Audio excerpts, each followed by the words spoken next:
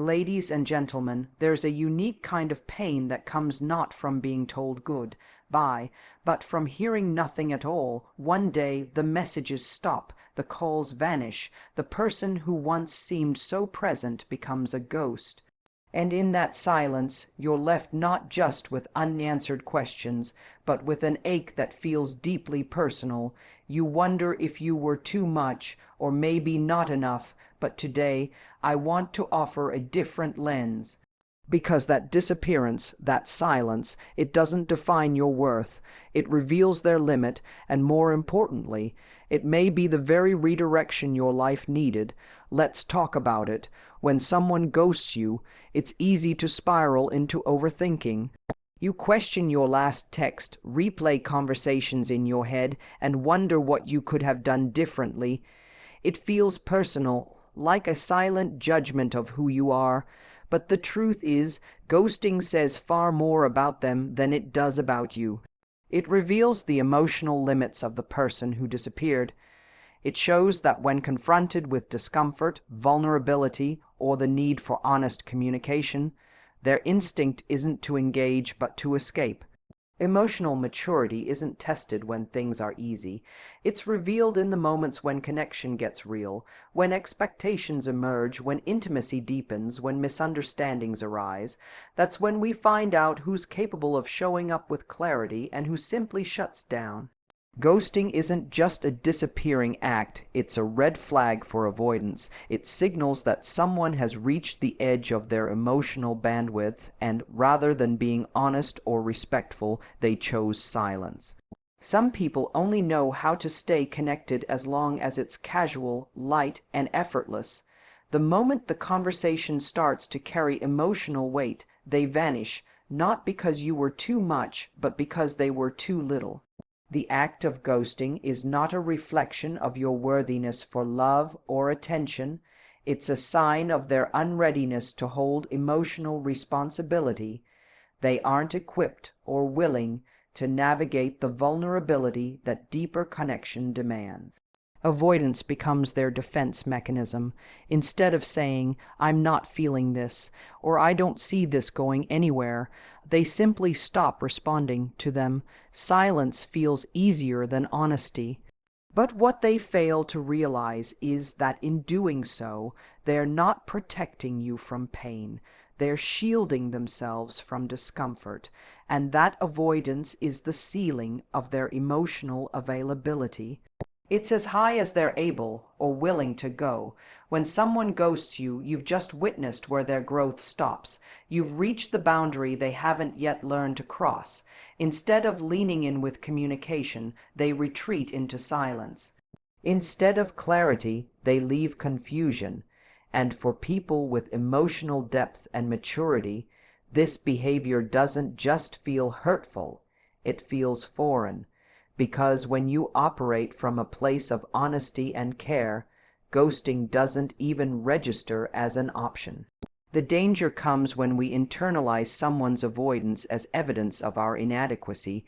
We tell ourselves we weren't good enough, interesting enough, or lovable enough to warrant a proper goodbye, but that's a false narrative. Their inability to communicate doesn't diminish your value, it highlights their emotional limitation.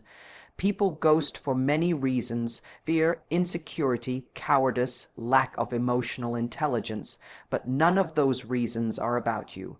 It doesn't matter how wonderful, engaging, or emotionally open you were.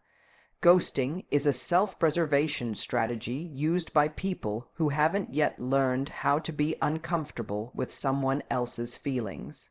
They might avoid confrontation, hate disappointing others, or simply not know how to express themselves. That's not your burden to carry. In a world full of emotional quick fixes, ghosting is the easiest way out. But easy isn't honest, easy isn't kind, and it certainly isn't mature. When someone ghosts you, let it serve as a window into their inner world, a world where communication shuts down when it's needed most, a world where feelings are too overwhelming to face directly, a world where disappearing is the default response to anything that feels complex. So, while it may sting, their silence is information. It tells you everything you need to know about what they're capable of emotionally. And while you may have hoped for more, what you actually received was clarity, not from their words, but from their absence. Understanding this doesn't make ghosting hurt less, but it does help you move differently.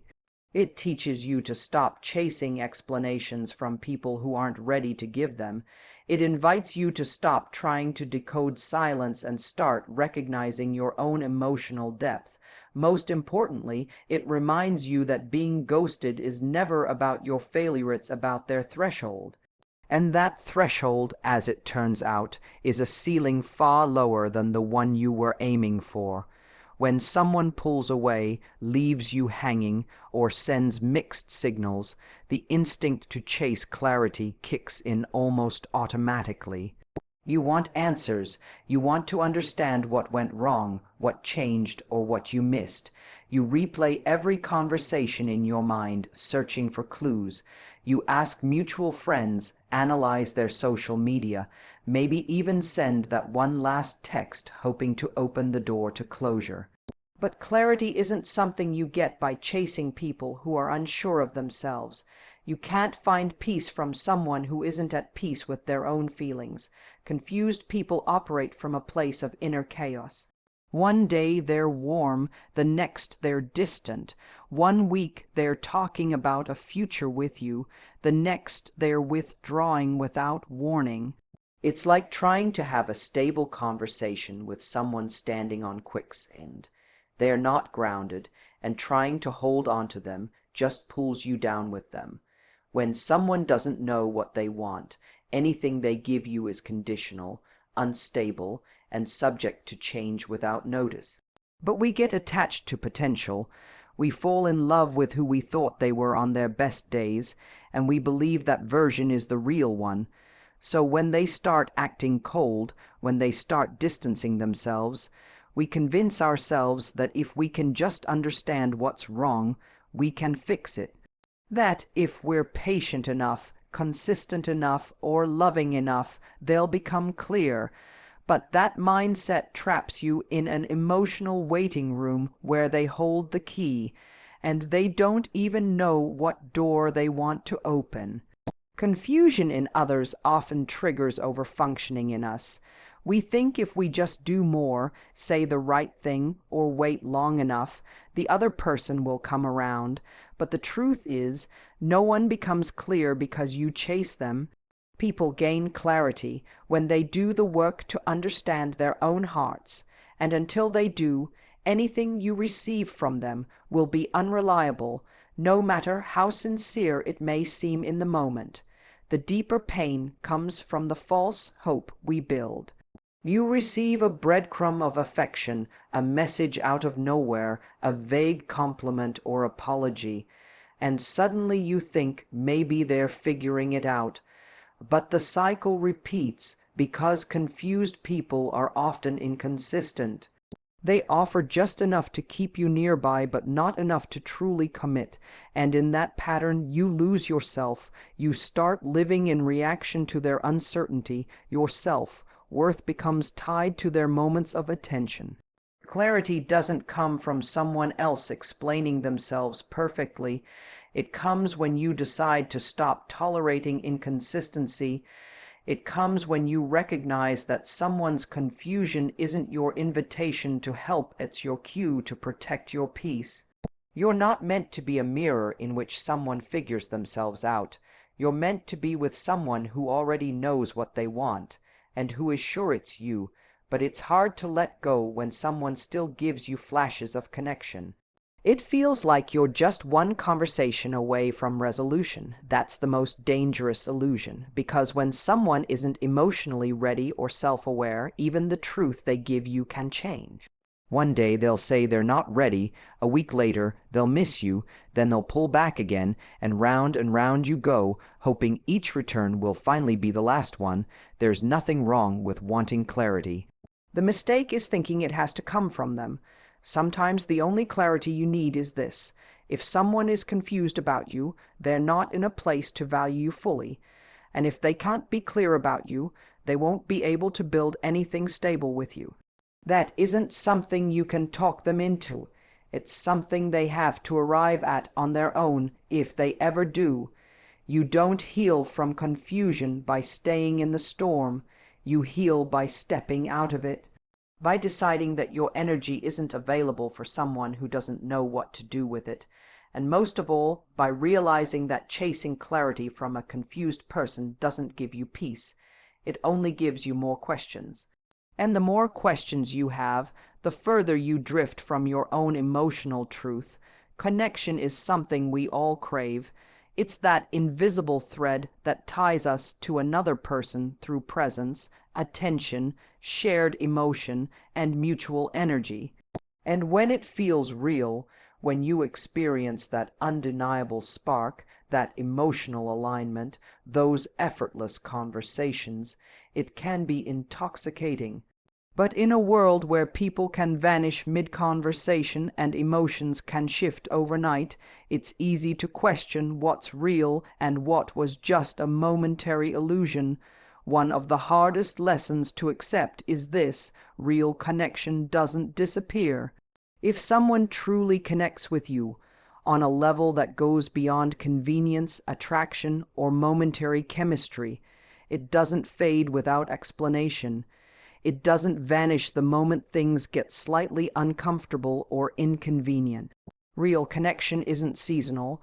It isn't something that burns brightly for a week and then dies out with silence. It stays. It remains consistent. It deepens over time because it's built on something more solid than curiosity or impulse. Too often, we mistake intensity for depth. We meet someone and the energy is electric, the conversations are long, the attraction is magnetic, and for a moment it feels like something profound is happening.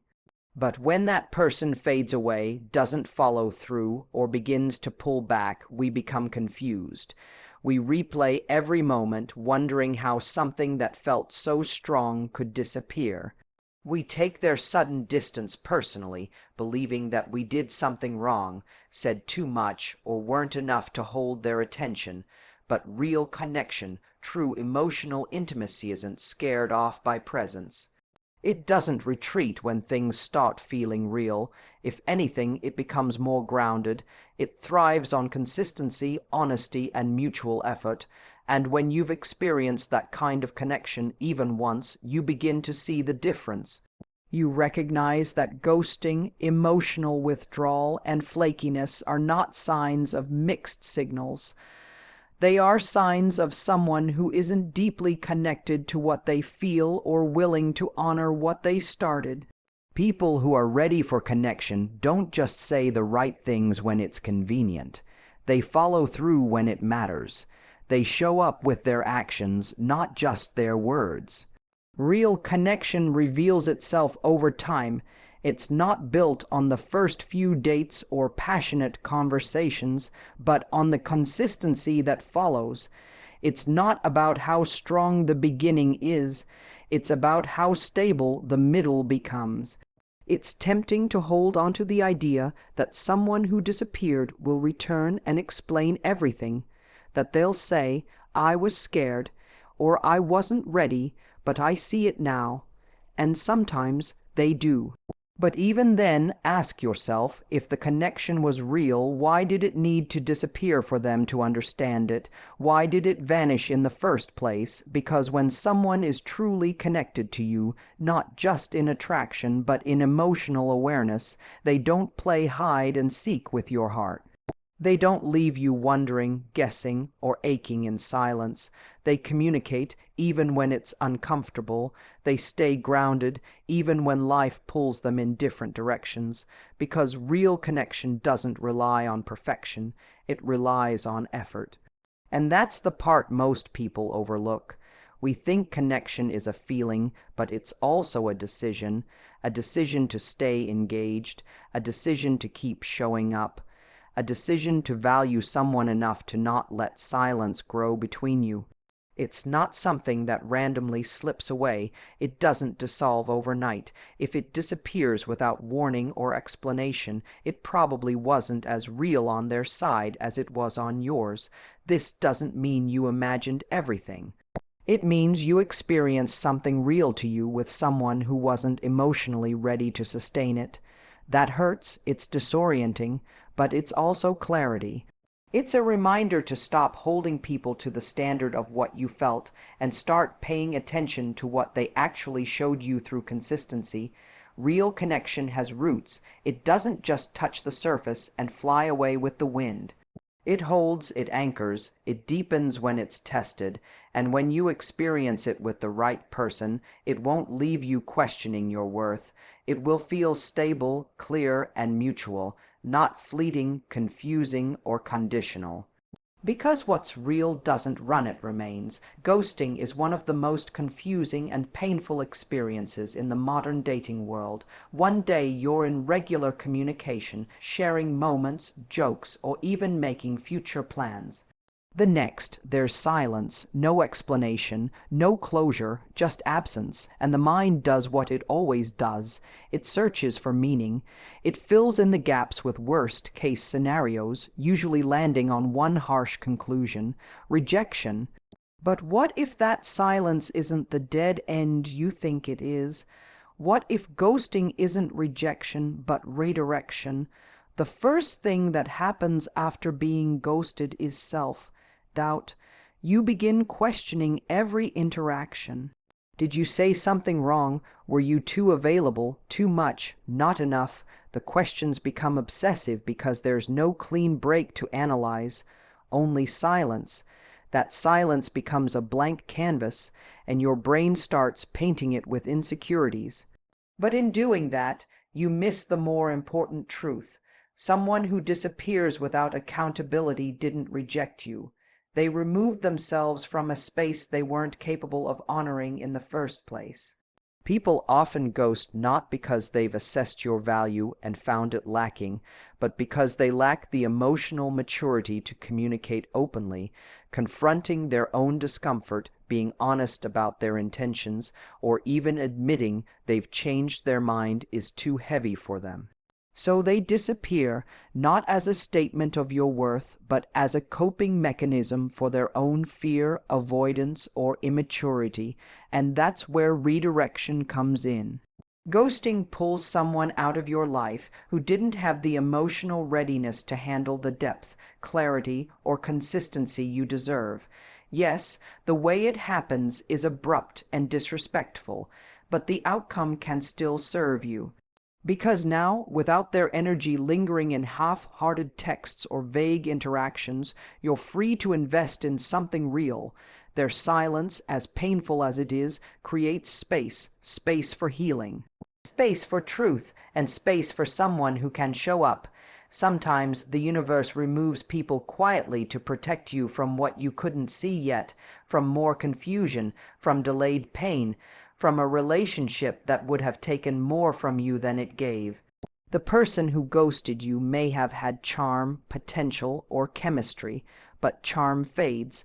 Potential unrealized is just fiction, and chemistry without effort is nothing more than fleeting emotion. You may have lost a connection, but you were spared a slow erosion of your self-worth. Redirection doesn't always feel like a gift in the moment. It stings. There's no denying that. Ghosting bruises the ego and leaves wounds where closure should have been. But over time, if you allow yourself to stop chasing the why and start focusing on the what now, things shift. You stop needing their explanation to feel free. You stop tying your healing to their return. You start taking the silence not as abandonment, but as liberation from a connection that was never truly mutual. When someone ghosts you, they leave behind a vacuum, but in that emptiness you gain something unexpected, clarity, the kind of clarity that doesn't come from their words, but from their behavior, the kind that reminds you love shouldn't feel uncertain.